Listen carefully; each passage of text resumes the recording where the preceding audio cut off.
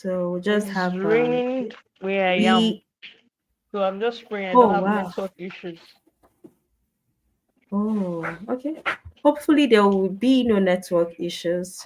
So we just went live now. Everybody can hear us. So I think hi guys, welcome. If you're on the call, please go ahead to inform the others that we've started. I will go ahead to run a um 1 minute countdown so that we have more people join this particular stream. Thank you guys.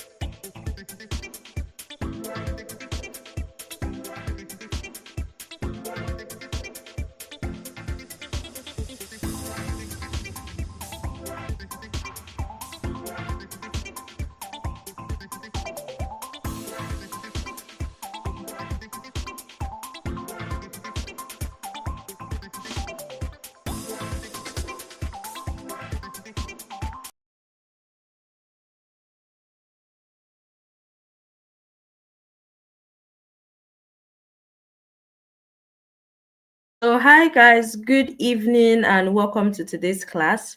Today we'll be talking about wireframing and information architecture. We currently have Chidima Wajegu on the call. She'll be handling today's class, and she's a UI UX designer at Special Technology A Giant. Hi Chidima, thank you so much for coming on this call. Hi, Wamaka. So nice to be on the call. Thanks for having me. Yes, it's great to have you here. Even though it's raining, you still made out time to join us. We really appreciate that. So I don't take up much of your time. I will just hand the class over to you so that you can go ahead and start. Thank you. All right. Hello, everyone. I'm Chidima Wajago. I work in Special Technology A Giant as a UI UX designer. So this evening, I'll be handling information architecture and wireframes in UI UX design. So I'm of the understanding that we've gone through the basics of UI UX design. What is UI UX? How to use Figma? So that's a prerequisite for this class. I'm glad we've covered it. By the end of this class, we should be able to understand what information architecture is, what wireframes are, why they matter, how to make a simple site map, the types of wireframe, and how to create a wireframe in Figma. So let's begin. Quickly share my screen.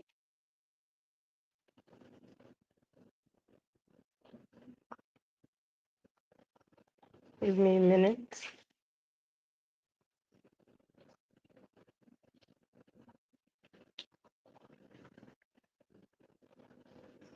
All right. So we'll begin. What is information architecture?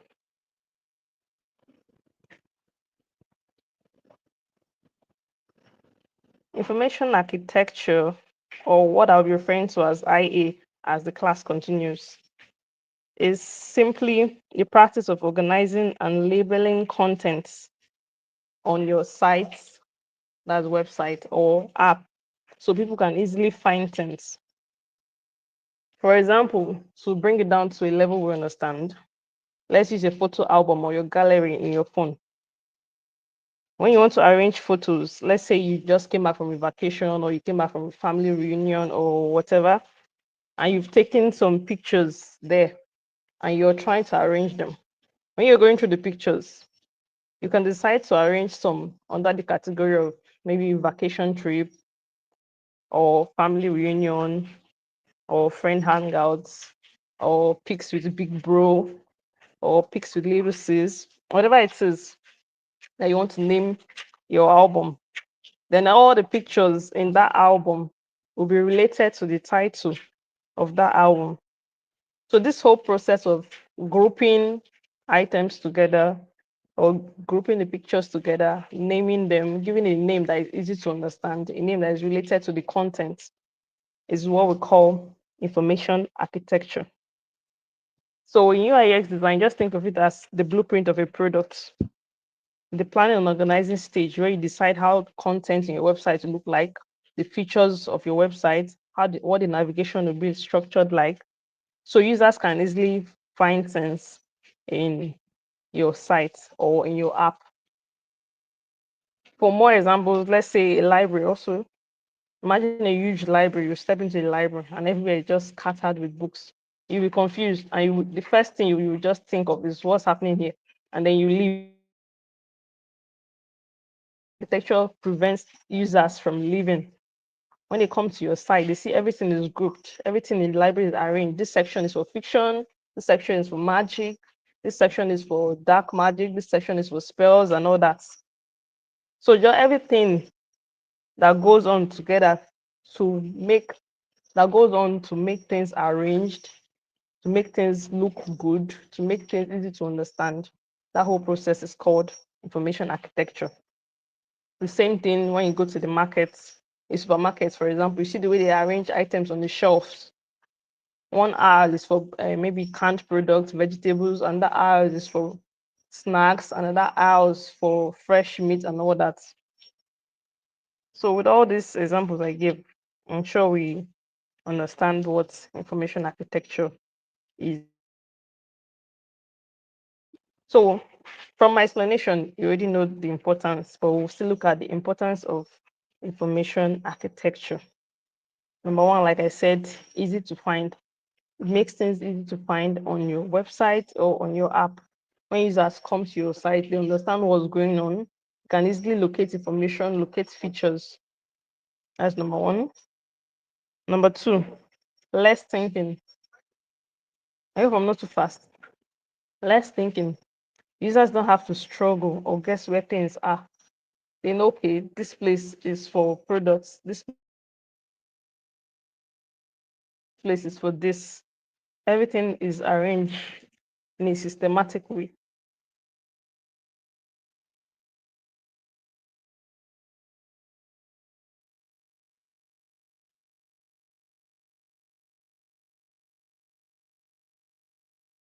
Getting lost.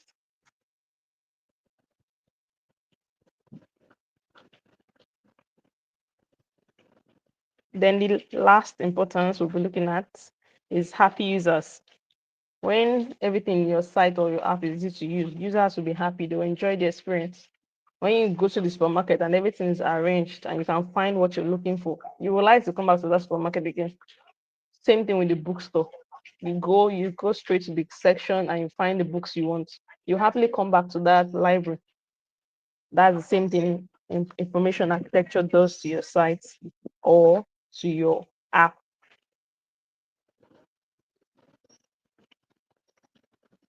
The next, we're going to be looking at the core components of information architecture. What's it made up of? Number one, organization systems.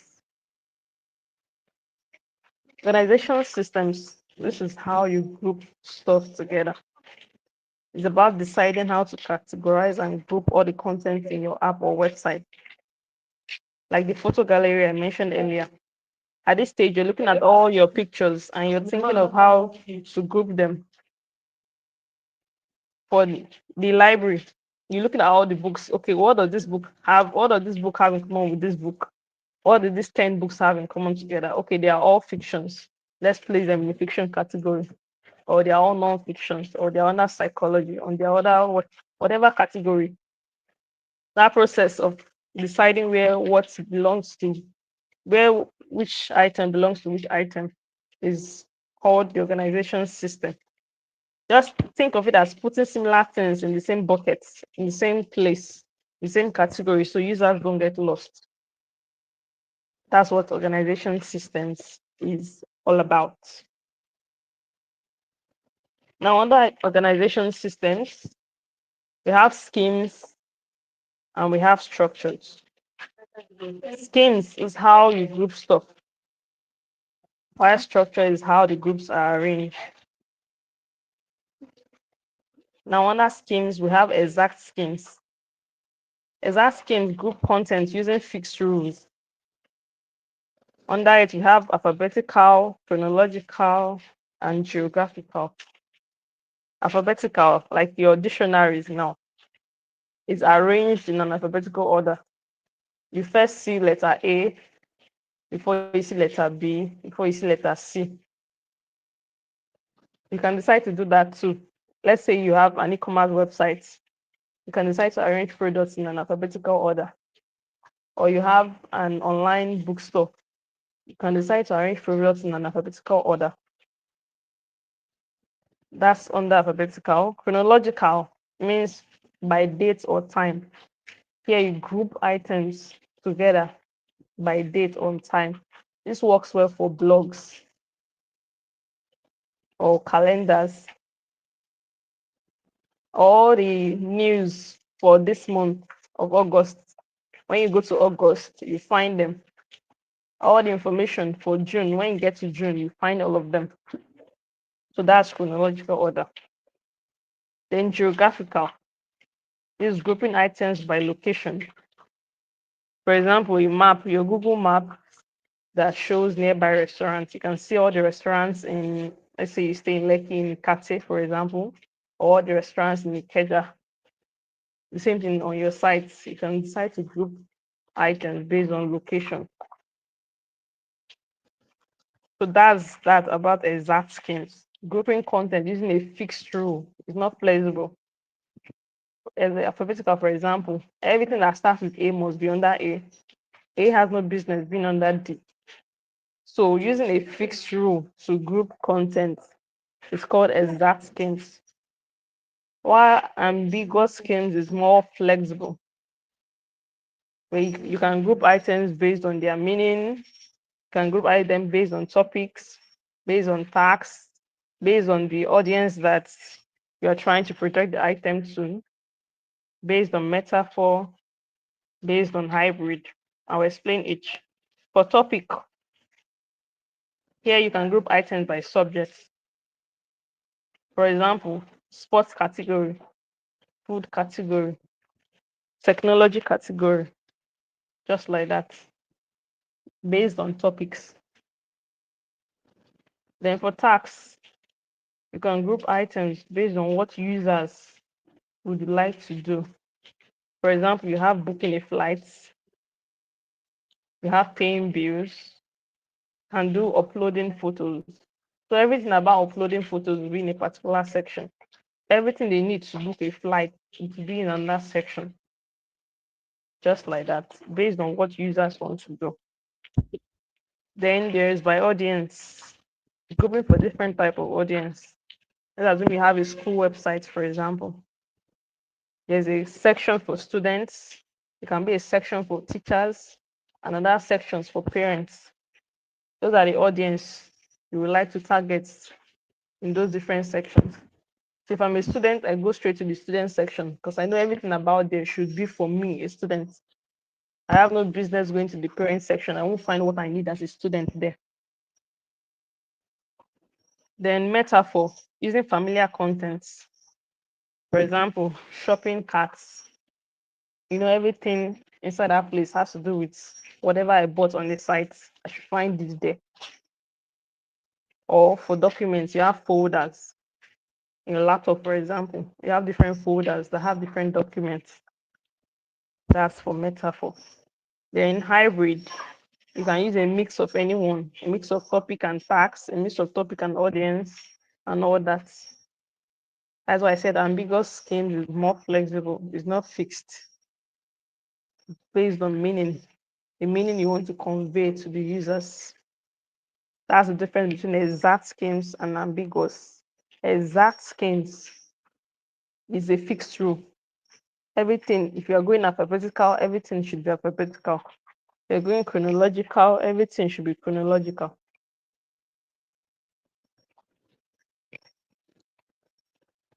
All right, we move on to structures.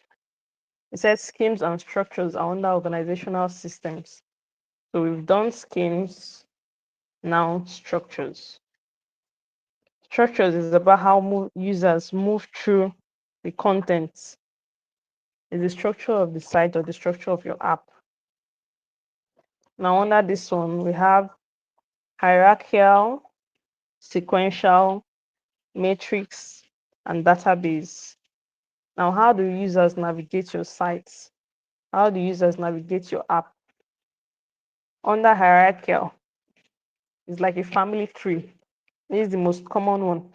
You start from the top, then you branch out to more specific sections. For example, let's use Jumia, for example. When you go to the home page, let's say on the home page, you want to look at phones. You go to the section phones and tablets. And another section, say you want to look at smartphones. You go to the smartphones category. Another that smartphones. You can look at different brands. Let's say Samsung, Nokia, Techno. You go to the particular brand you want. Another that brand, you go to the phone you want. It follows, it's like a family tree. It follows a sequence.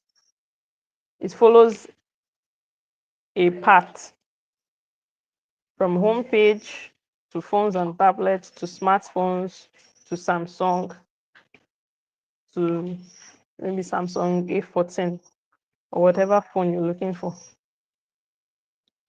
So this method is best for organizing large amounts of content. Phones, for example, there are 1,001 phones, there are 1,001 brands out there.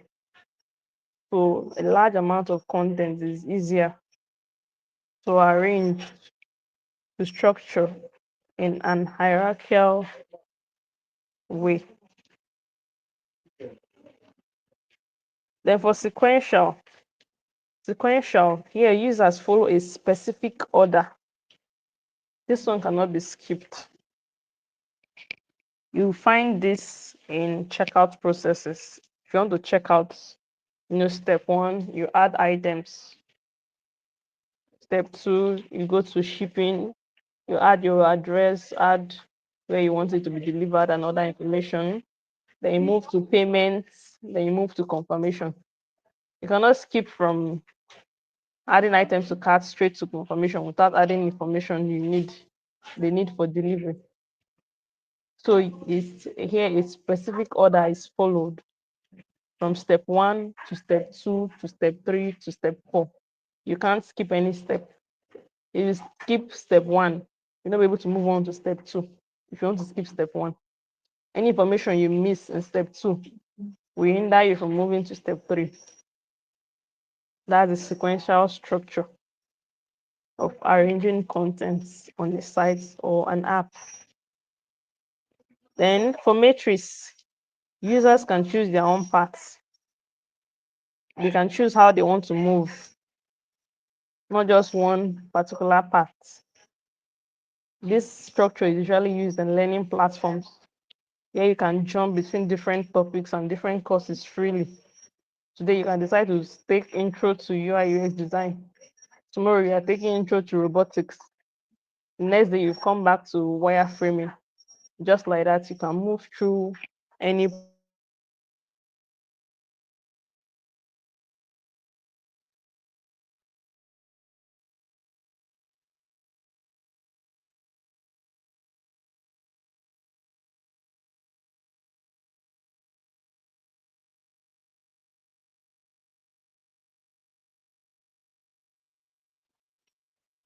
Okay, every item is just packed in a particular place. Then you search or you filter to get the information you need from the database. This method or this structure is mainly used in online stores. You can filter products by color, by size, by brand, by rating, by price, whatever you want. So that's for database structure. Now, just to recap, we said under organization systems, we have schemes and structures. Scheme is how you group stuff together, while structure is how the groups are arranged. So when you're organizing items or when you're organizing contents on your app or on your websites, is how you organize. That is the scheme, either in alphabetical order or in chronological order. Let's use gallery, for example. I can decide to organize all my vacation trips based on the places I went to. That'll be geographical. So, or I visited Bali. All the pictures I took in Bali is in this folder. And then I went to Rome next. All the pictures I took in Rome is in this album. Just like that. That's for schemes. Then for structure is how you move through the content. I can just come to my phone and decide I want to go to Bali. Then from Bali, maybe in Bali folder, I visited different states or different cities there. I can move to a particular city, then switch to another one. Structure, how you move through the content. Why schemes is the arrangement, how you arrange the content. I hope that's clear. So that's that under organizational systems. Just to recap, we are still talking about organizing. Sorry, we're still talking about information architecture, the core components of information architecture. That's what we are talking about. We said information architecture is the process of organizing, grouping, labeling contents on your app or website so it can be easy for users to access. Then under it, we have navigation systems and search systems. We've talked about organization systems. Now we are moving to labeling systems. So labeling systems, just like the name implies, how do you label your content? Words or symbols to represent information and features. Under it, we have types. We have text. You can use text to label. For example, about us. For example, Bali vacation. For example, fiction books. Then we can also use icons. You can use a magnifying glass for search. You can use a gear or a spanner for settings. You can use a house for homes. You can use a combination of the two, both icons and text. Then when labeling, there are principles you should follow. Your label should be clear, short, consistent. That is, it should always mean the same thing. I will not use, for example, a settings. I will not use a gear icon for settings in one page and go to the next page and use screwdriver to mean settings. I will not use a circle to mean profile picture in one page and go to the next page and use square. It has to be consistent. Whatever you use on page one has to be the same throughout your app or throughout your website. And the last principle, it should be recognizable. Users should understand them quickly. I should not have to start thinking, what does this icon mean? Or what does this text mean? Or what does this combination mean? Once the user sees it, they should easily understand what they're going to get if they click on that. If I see the magnifying glass app, for example, now, I know that once I click it, I should see a search box for me to type what I'm searching for and find what I'm searching for. I will not expect to click it and it take me to a page showing me results. I should see a search box. So that those are the principles you must apply when labeling your contents. It must be clear, short, consistent, and recognizable. Remember, the whole purpose of information architecture is to make life easy for your user. So you don't want to label things in the way that will give them headache or make them have to start thinking. So that's it on labeling systems. Next one, under core components of information architecture, is navigation systems. Your user would use to go from one part of your app or website to another. How do we navigate your website? How do I go from one page to another? That's what you consider in navigation systems. Now, under navigation systems, we have 4 types. We have global navigation, local navigation, contextual navigation, and supplemental navigation. For global navigation, this kind of navigations are always visible no matter where you are on the page or on the app. For example, the main menu bar at the top of a website, where you see the logo of the website, then you see home, then you see different pages, is always consistent, is always constant. Whatever part of the website you switch to is always there.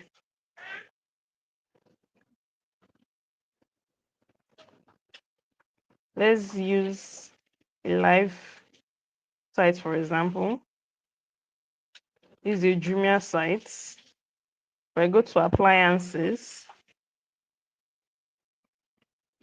you can see I still see the Jumia, I still see this search bar, I still see this my profile, I still see the help, I still see the carts. It's constant. Wherever I go to on this Jumia site, it's always there. That's the global navigation.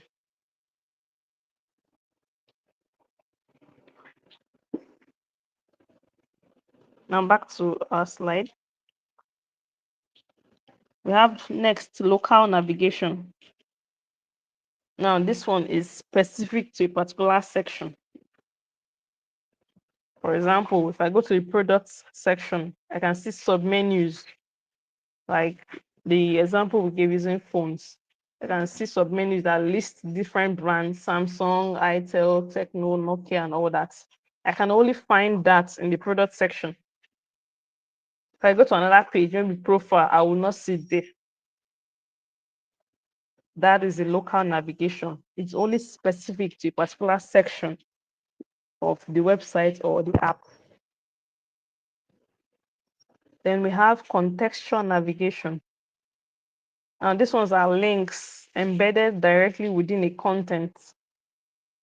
For example, when you're reading an article, you can see click here to learn more about so and so, or click here. Those links you see in between in content is mostly used in blogs. Those links you see when you're reading a blog, for example, a blog article, normal text are blacks.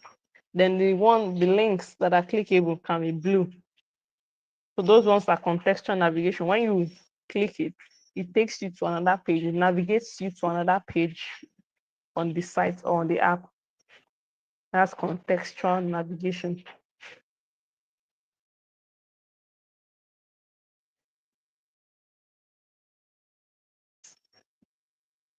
For example, the Jumia site we looked at, this breadcrumb, be home appliances. This is a excuse me, this is a supplemental navigation. So from here now I can locate the home. Doesn't mean that if I click on this Jumia icon, I will not still locate the home. So supplemental, extra navigation systems that you can use to locate. The main one is there, but this one is just there as an addition to supplement, to help, to assist. In case you don't want to use the main one, you can use this ones. That's the supplemental navigation. They don't take the place of the main navigation.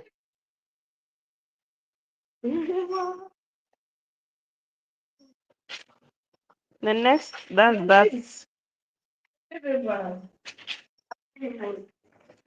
that's for navigation system. Then search systems. This one is easy to understand. How you search for items on the app or on a website. A good app or a good website to have a way for users to easily find what they are looking for. No matter how simple you think your website or your app is, there should be a way for users to find what they are looking for easily. Let's say I'm new to your app, education app, and I don't know where to get maths exams, for example. Your search bar should be there to help me to get to that page easily. I don't have to start clicking through different icons and different texts, going through different pages just to find what I'm looking for. No, that defeats the aim of information architecture. So if you've done proper information architecture before you build your site or websites, you know that you should include a search system to help users. Because no matter how simple you think it is, I understand it now. This is where this one is easy. Everybody will understand. When you're building, when you're designing, that's when you find out that not everybody thinks like you.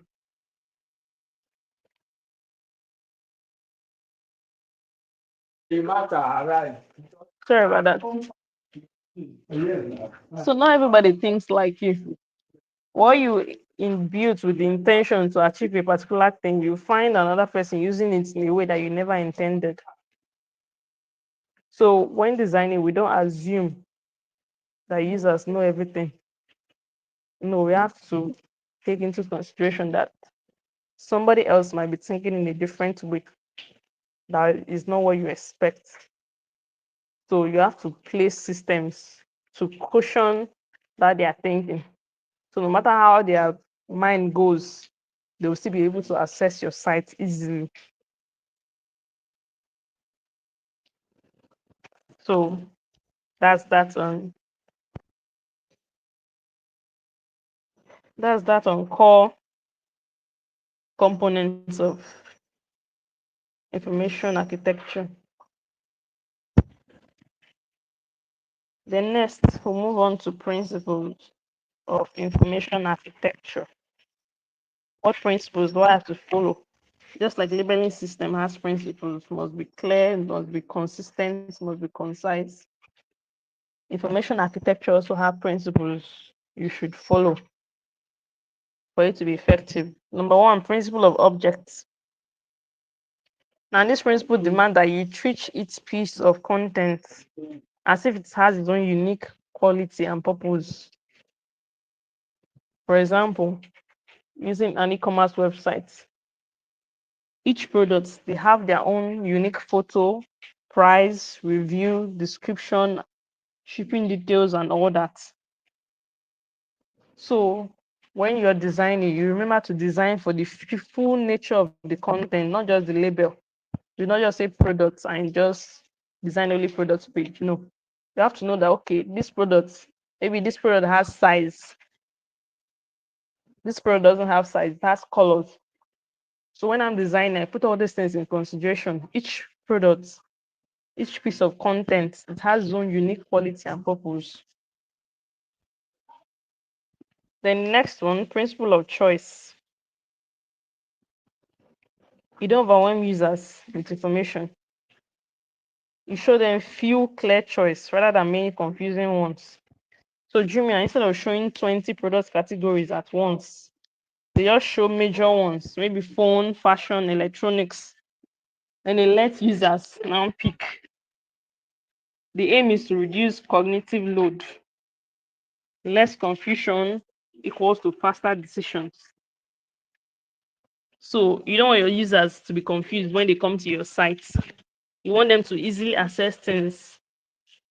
Like I said, that's the aim of information architecture. You want them to easily access things. So you give them choice and make their choice very simple. So this is 35 minutes into the class.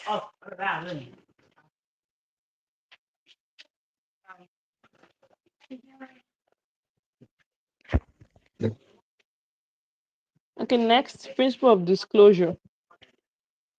Here it states that you only show the user the information they need right now. Then you hide extra details until they ask for them. That's why you see menu icons in apps and websites. When you're on a page, you only see the information necessary at that moment. Information needed for you to make a decision. So any other information you need, any extra one, you see it in that menu icon, those three dots. When you tap it or when you click on it, you can see maybe delete or you can see edit or whatever. Those are extra actions or extra informations that is not needed at that particular moment. On a product page, for example, now you see the product cards. It only shows maybe the name, the picture, then the type, the maybe a rating for that product. Then when you now click on it, before you can see the full product details. Imagine you just go to an e-commerce website and you are seeing each product at the same time with their product details and everything. It's going to be very bulky. So principle of disclosure shows users the information they need at that moment.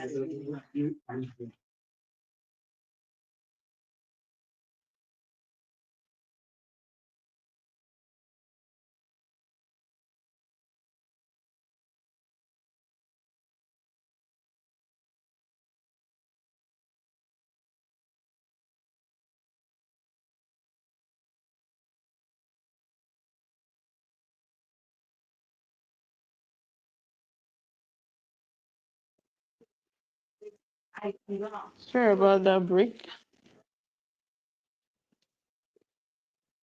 The next principle of exemplars. When you're grouping things, you show a few examples so users know what to expect in that category. For example, I'll still use Jumia. Let's go to the site.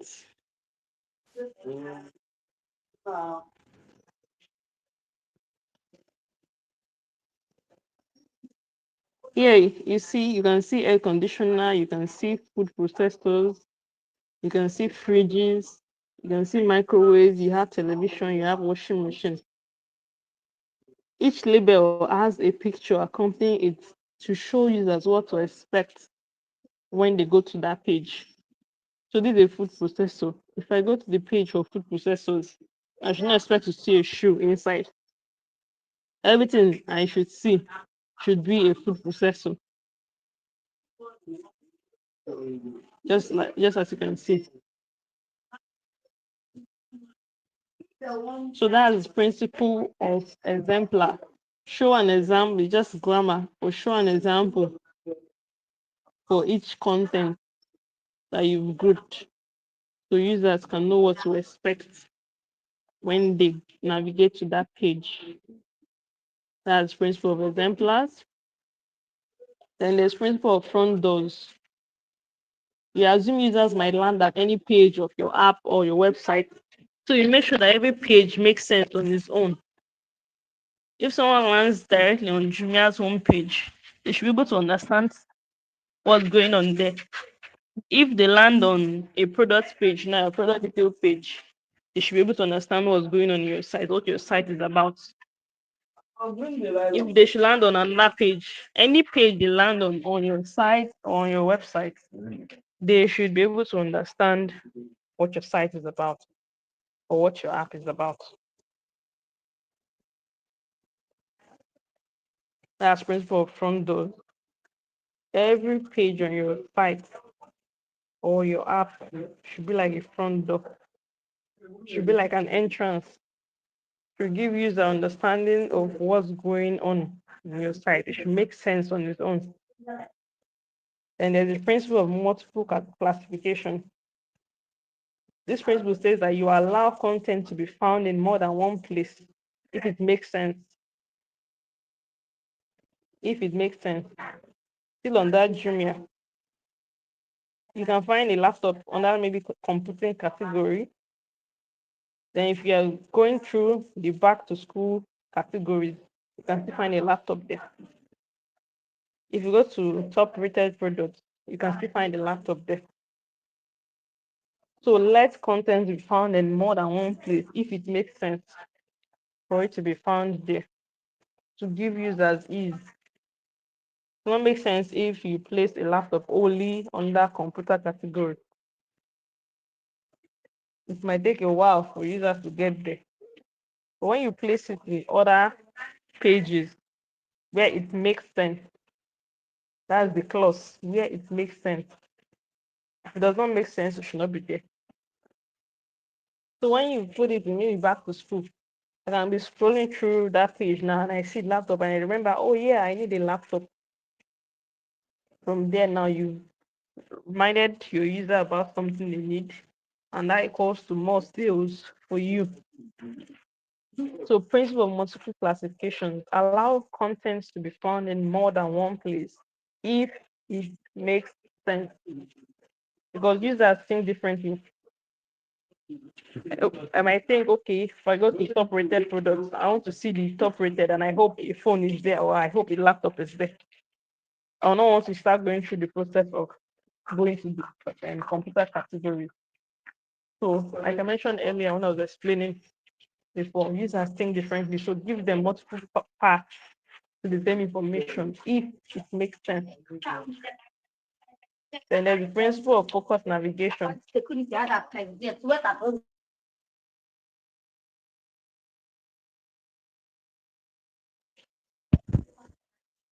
And there's the principle of focus navigation, just like we explained in other navigation systems. Always keep your navigation consistent, clear, and focused throughout the app. I should not have to be looking for how to okay, I just went to this page. How do I go back now? It should be very easy for me to navigate through your site or through your app. I should find it easy to go from one page to the other. So whether I'm on the home page, on the product page, on the checkout page, wherever I find myself, I should be able to move to another page. I should not have to close that tab on the browser and open your site again just to be able to go to the home page. If you do it that way, then there's something wrong.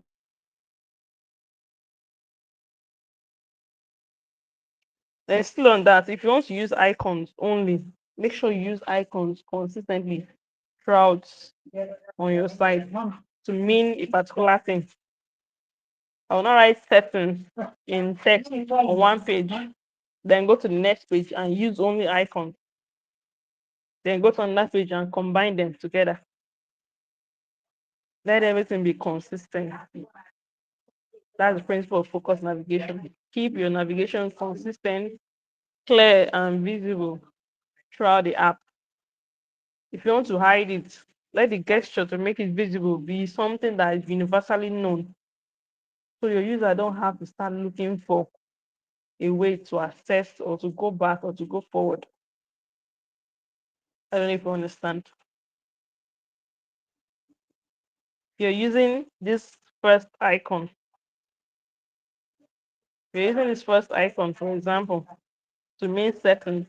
It should be constant on all pages.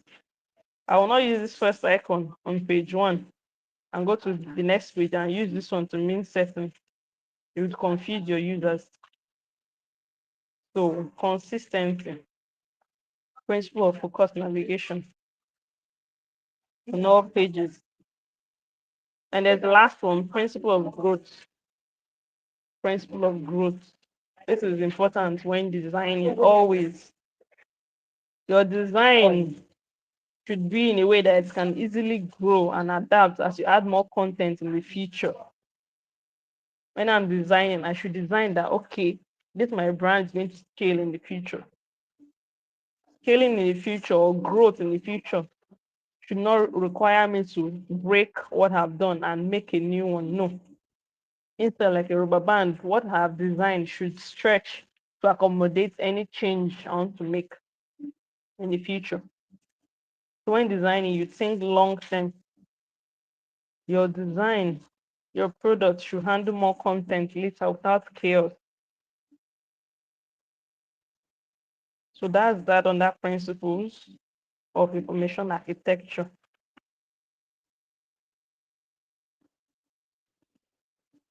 Then, how do you carry out this information? We've learned the core components, we've learned the principles, we've learned what it's about. How do we now carry it out?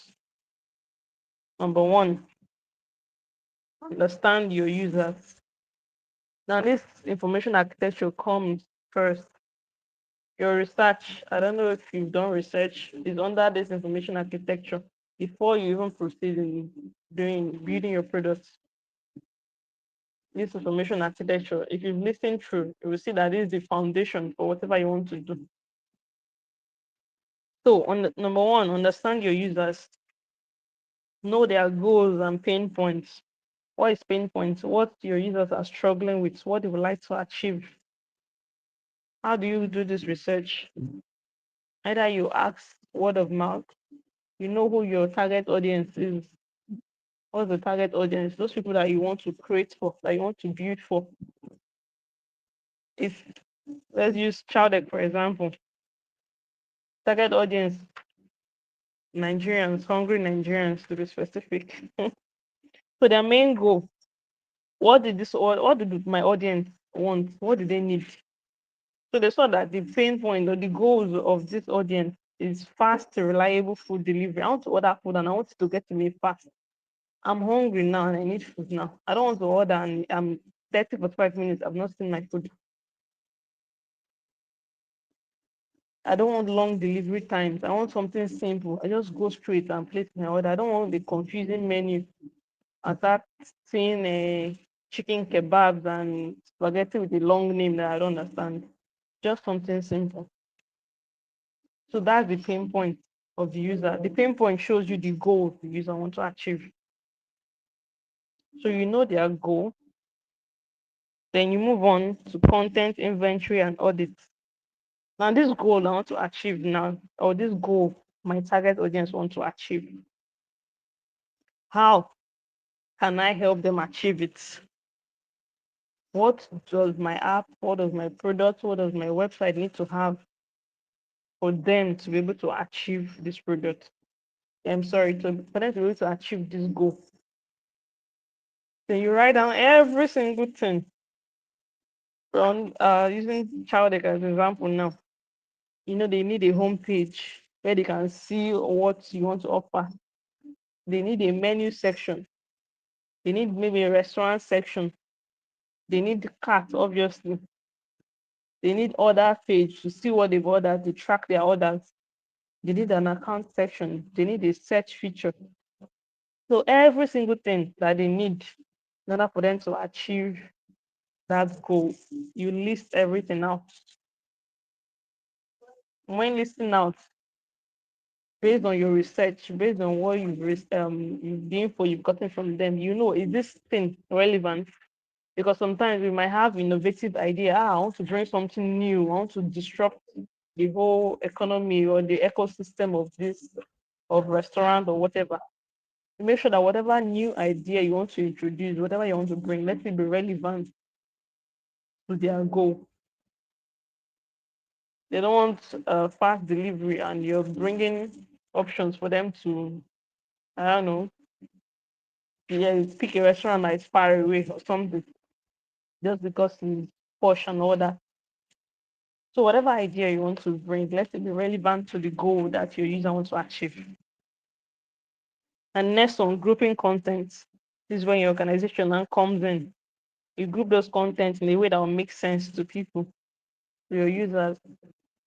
Then you label them. Then after that, they draw your site map. Site map is a diagram that shows the hierarchy and relationship between different pages or sections of your product. Site map is like a floor plan of your house. It shows how each room is connected. Okay, from room A, I can go to the kitchen. From kitchen, I can go to the backyard and all that.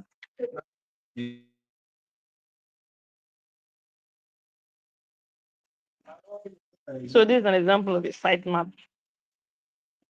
For this site, there's a home page. From the home page, the user can get to about page, can see different pages, can get to the post sections, can get to services. Under services, they can see free services, they can see premium services, they can see cases.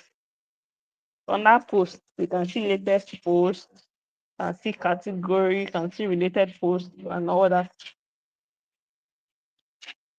So a sitemap just shows the different sections and how they are related to each other. So you draft it out. This now will help you in your design. So when I'm designing, I know I need a page for free services to list out all the services that are free. I know I need a page to list out all the premium services. I know I need a page to list out all the latest posts and all that. So it shows you now what you need to actually work on, what you need to design, what you need to build. That's what the site map is. That's why it's very important. Without the site map, you can start designing and then you forget to design some pages. Why? Because you've not sat down to draft out exactly what you need.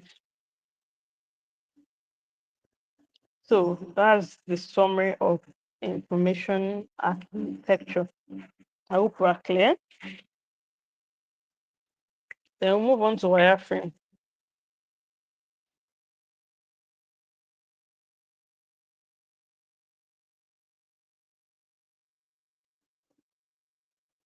What is a wireframe? A wireframe is like a simple black and white blueprint or sketch of a single screen on your website or on your app. It shows where different elements will go to.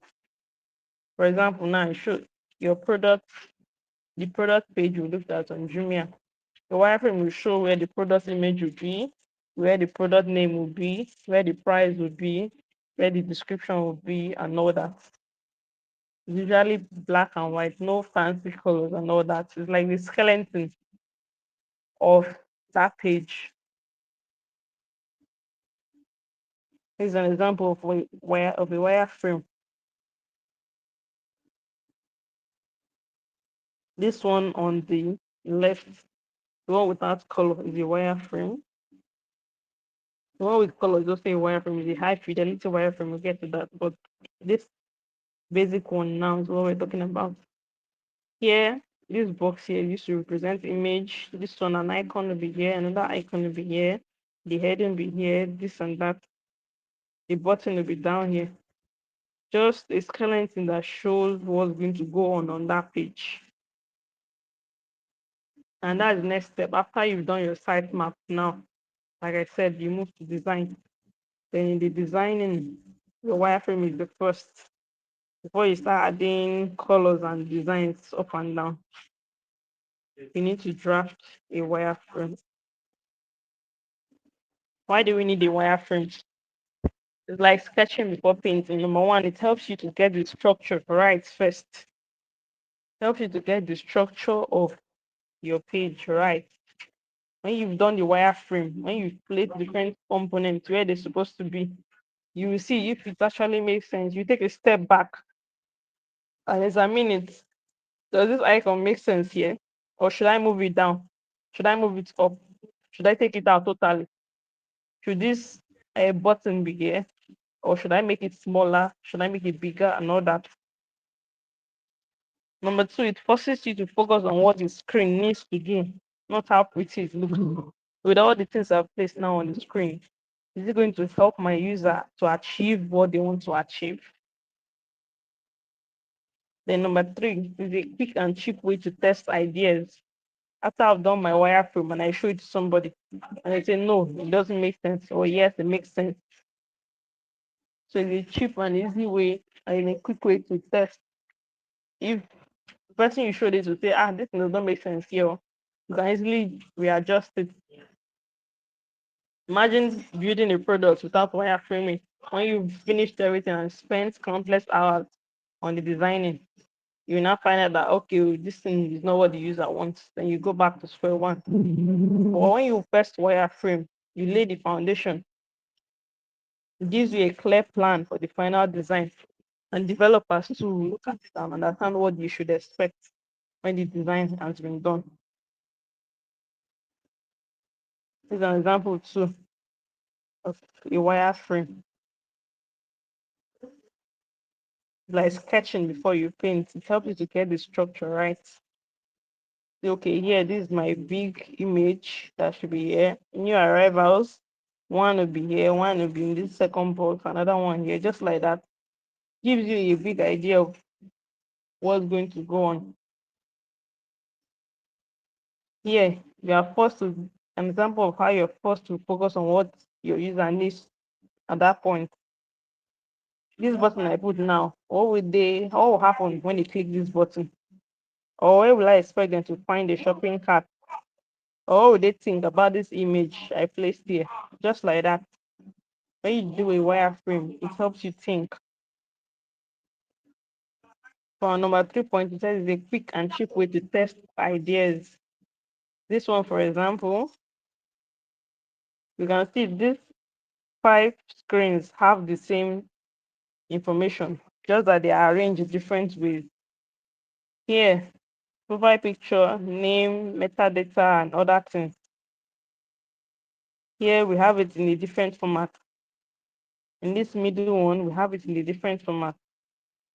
On the right hand side, we have it in a different arrangement of the same information. Now I present these 5 designs to my potential users, to my target audience, and ask them to pick which one they resonate with and why. If they pick number one, why number one? What do you like in number one that you didn't like in number five? What do you like in number five that you didn't like in number three? From there, you begin to get ideas. Okay, I should structure this better. Okay, they don't like icons being on top. They like icons being on the bottom. It gives you an idea now on how to go about the rest of the pages of the site. Just like that. So we see how wireframing is very important. Gives you a clear plan of what to go on when you finally decide to start in colors and images. Then types of wireframes. We have low fidelity wireframe, mid fidelity wireframe, and high fidelity wireframe. Low fidelity wireframe, they're just very basic. No colors, no images, no real content. They're just placing boxes. It's just like a sketch. Just sketch out, okay, this is how I want my site to be. Something over here, maybe icon. Maybe here I'll list out the restaurant, or I'll list out the menu. Here I'll put the product, then the product description. Here will be videos of different food items and all that. Just a rough sketch of how that page will look. It's usually black and white. Usually you can do it with your hand, just on a with a biro and a paper, just sketch it out. Or you can use a software online, mostly Figma is what is used for design because it has all the features that we need as a designer. You don't consider spacing, you don't consider alignment or anything, just a rough sketch, like a rough idea. Now, the why it's useful is fast to create. It helps you to brainstorm without getting stuck. It helps you to also get feedback early. I can show this now to someone and I explain this is what I want to do and I want to place image here. I want to place video down here. The person will say, no, why not place video up? Because the video will be very interesting. When I watch the video and I see how the food is being made, I will be drawn to make the purchase. So let the video be up. So from then now, I'll just, okay, it's easy. This is just a sketch. You can just crumple the paper up, throw it away, sketch another one, and play the videos up. Very easy to do. You've gotten the information that you need. You've made the changes that you want. So that's about low fidelity wireframes. Mid fidelity wireframe. Now this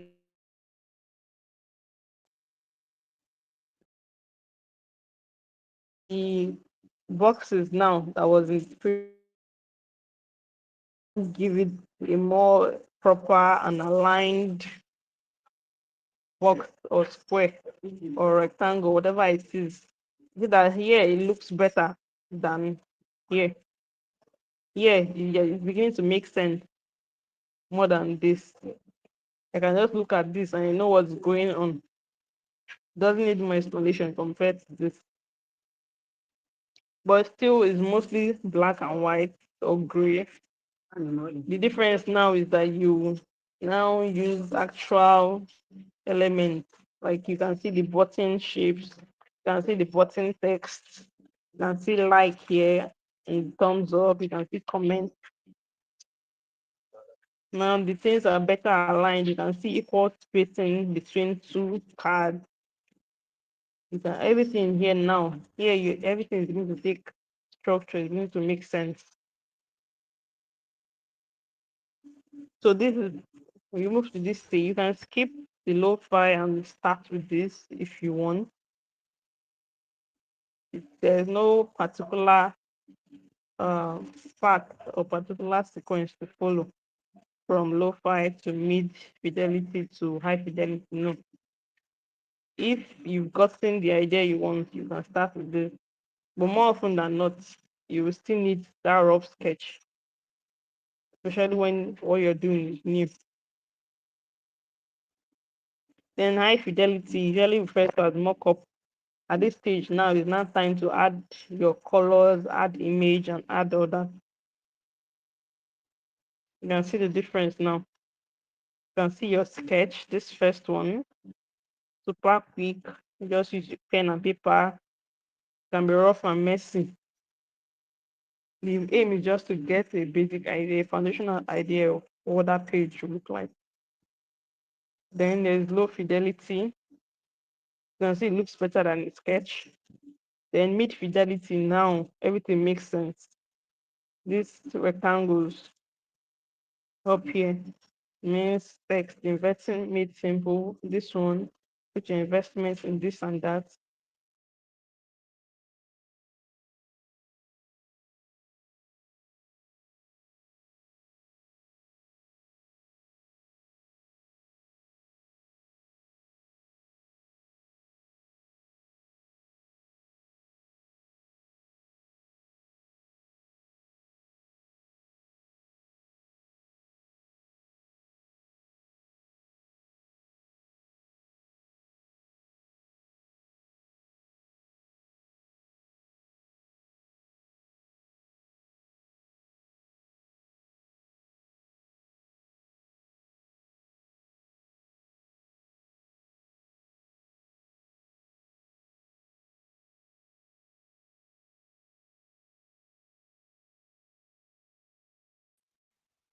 Hello Chidima. Okay.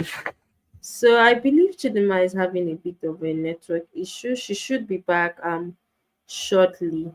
But meanwhile, guys, while we're waiting for her to come back, if you have any questions, you can go ahead and then drop them in the chat. The attendance also will be shared shortly. So please drop your questions if you have them. And just go ahead and drop your questions while we wait for her to join the call. Thank you.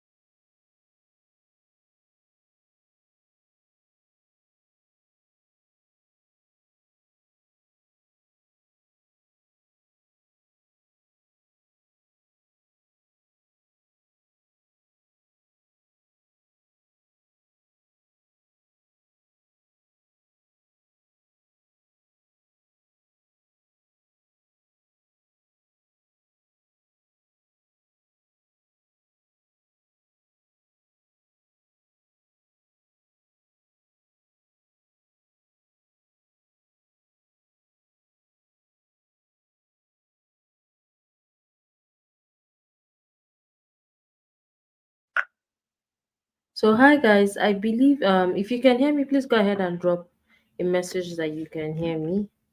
I believe that our instructor is having a bit of a network issue because earlier on she mentioned that it was raining. So I think that's what just happened. Meanwhile, if you have your questions, please go ahead and drop your questions, and then also remember to fill the attendance form to be dropped in the sheet, in the comment rather. If she doesn't join by 3:15, we might be forced to end the session and then get the materials and drop it for you on the chat. I think the only I'll just go through the chat to see if there are questions here she didn't answer before she dropped off. So I think one of the questions I can see is hi-fi the final design work? Is it still a wireframe that needs to be remodeled? So hi-fi is majorly your final design work. Now, will it be remodeled? Kind of, because your product is not, even at the hi-fi level, the product is not totally finished. Because the minute people start to use a particular product, it means that there will have to be tweaks and changes that would be made to that product over time. So yes, hi-fi is the final work at a phase, but it will be changed as the product is being used by different users. Yes. So yes, but being remodeled into another design, I want to understand, is it like changing from one industry into the other? Please let me know as well, so that I know if I answered your question or not. Guys, also remember the attendance is in the chat, so you can go ahead and fill the attendance form. She's not joining the call back, so I might have to follow up with her and get the other materials. If your question is not answered here, remember you can always drop it on the Discord server where we would pick it up. And remember that, okay, and remember that we would also have an interactive session probably next week. You said no, ma, you answered what I had in mind. All right. So good evening, ma. I need access to fill the form. The form is already here in the chat, so you just need to click on it and fill it. It should be easy filling that form.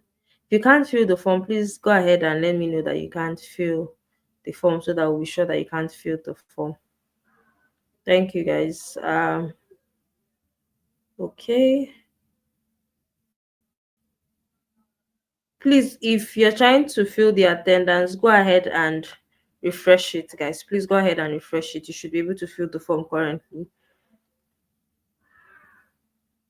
Just go ahead and refresh the form. You should be able to fill the form at the moment. Okay, so go ahead and refresh the form. You should be able to fill the form at the moment.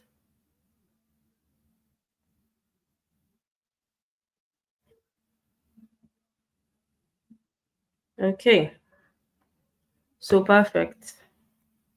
So I think that's all for today's class. Thank you guys for joining to this session. Okay, Chidima, you're back. Welcome back. Can you hear me?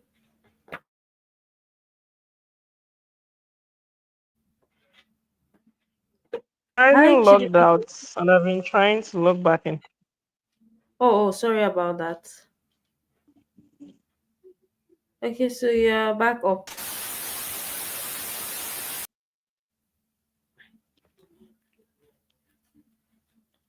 Hello. Yeah, I'm trying to share my screen again. All right. Okay.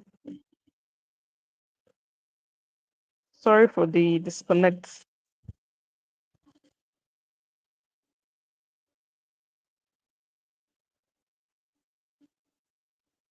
I hope my screen is visible.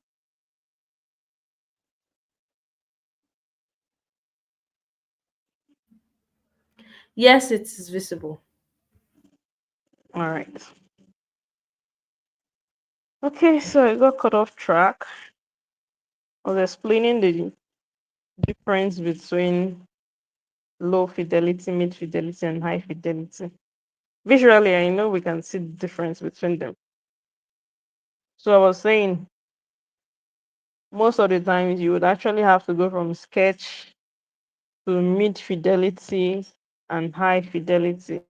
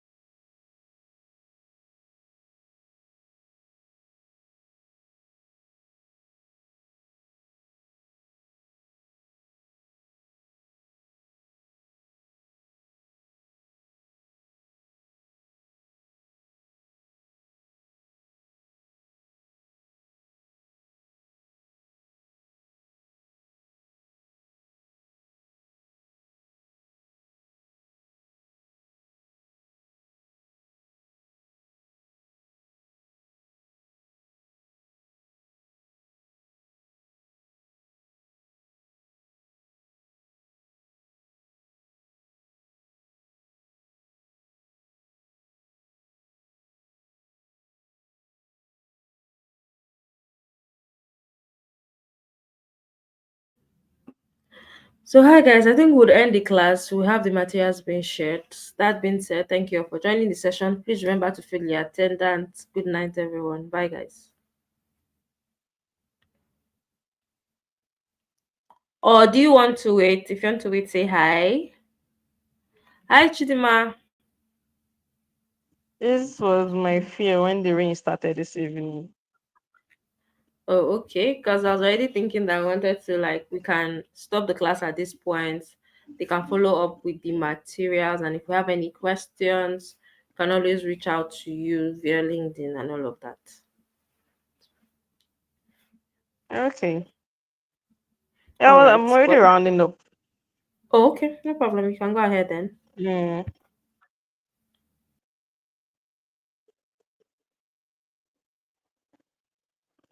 So just to conclude, I hope I don't trip up again. So you can explore these tools. You can just take a screenshot, explore these tools for wireframing. Most popular one is Figma because it's easy to use. Even a beginner can learn it, and I'm sure you guys have learned how to use Figma. It's hard. You can use it for both low fidelity and high fidelity wireframes. So that's the most popular one. So tips for wireframing: start simple. Always begin with low fidelity. First,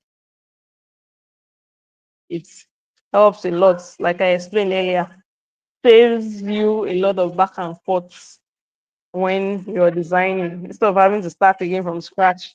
If it's just if it's just low fidelity wireframe, you can easily make the changes than when you placed all the drawings only for you to find out that, oh, this page won't work. So it's that simple, it saves you time. Focus on function. Don't get distracted by colors or fonts. Your main goal when wireframe is to figure out what the screen does and how it will do that thing. So that should be your main focus.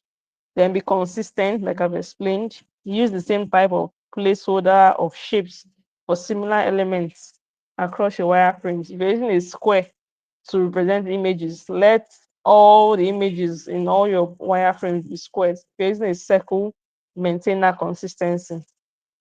And next one, add clear notes. Explain anything that is not obvious on the wireframe itself. Like with the wireframe is quite basic. So anything that is not obvious to the user, you can attach a note to explain that. get feedback and iterate. Show your wireframes to others or the users, then get their feedback and suggestions. And the last one, think mobile first. Design for smaller screens first, like phones, before you design for larger ones. This will help to ensure that your design works everywhere. If you design for back to design for mobile, you find out that it's not the same arrangement. Desktop has a wider space, 1440 pixels in width, while phones usually 375, the size you use.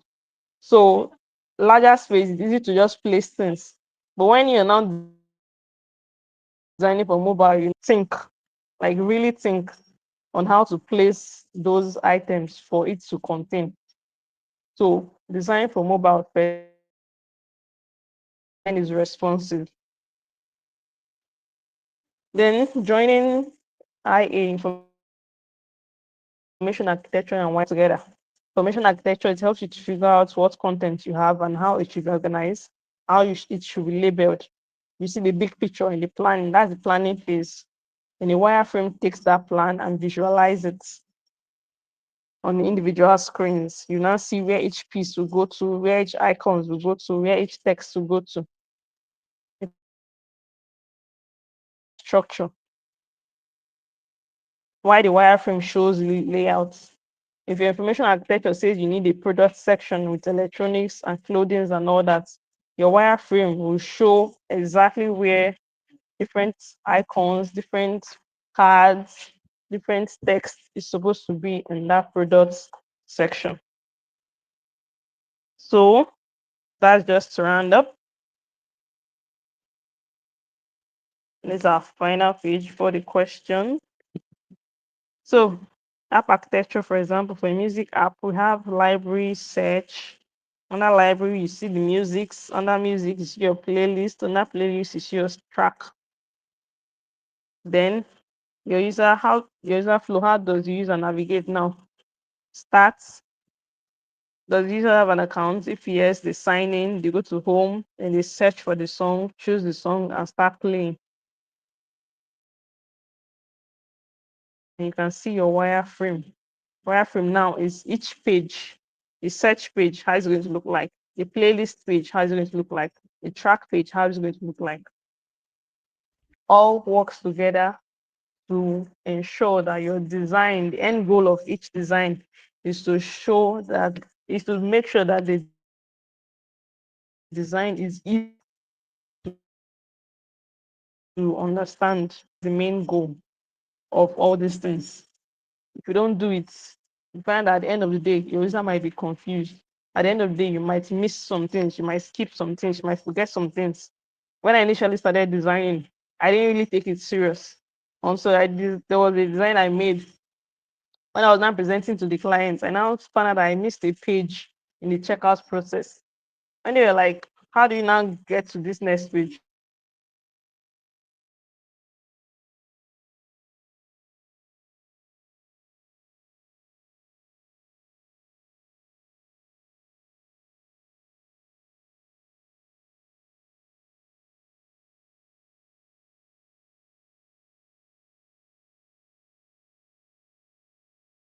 From scratch, assuming I did everything and the way it's supposed to be and not skip, I would not have embarrassed.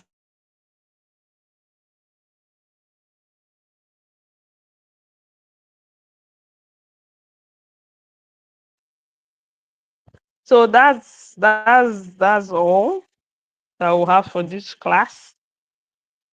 I would have loved to do a wireframe on Figma, but then our time will not allow that. So if you need further resources, you can download or you buy. It's mostly hard copies, except if you want to see pirated downloads. Don't Make Me Think by Steve Krug. It's a very good book that will help you when designing. All these things I've said, you will see it in the book. The basics of design. Then you can look up tutorials online on how to wireframe, since we didn't have time for that. Then from this moment, when you're observing apps or when you're using websites, just observe how they are organized. Look at them. What makes this app easy to use? what makes this website hard to understand. Begin to think like a designer. That light, then you will see that all these things will begin to make sense to you. It will now make you a better designer because you now understand what goes on in the back end.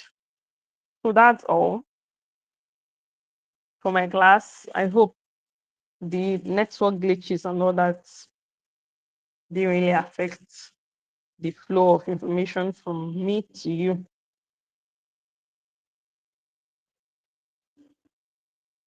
Can I still be heard?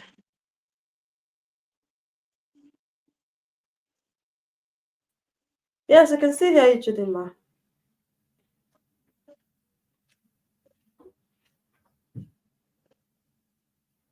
So, hi All right. guys. If you have any other questions, you can drop it so that Chidima can take it before she leaves. Okay. But meanwhile, we'll share her LinkedIn handle in the Discord channel so you can do well to follow her as well. Thank you. Thank you so much, Chidima, for joining the call. Thank you so much for sharing your knowledge with us today. Thank you very much for having me. It was nice spending my evening with you. All right, thank you.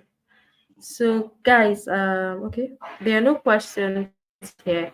Well, like I said earlier, Chidima's LinkedIn handle will be dropped on Discord, so you can do well to follow her. That being said, good morning, good afternoon, good night, guys. Thank you so much. Thank you, Chidima. Good night to you. Thank you very much.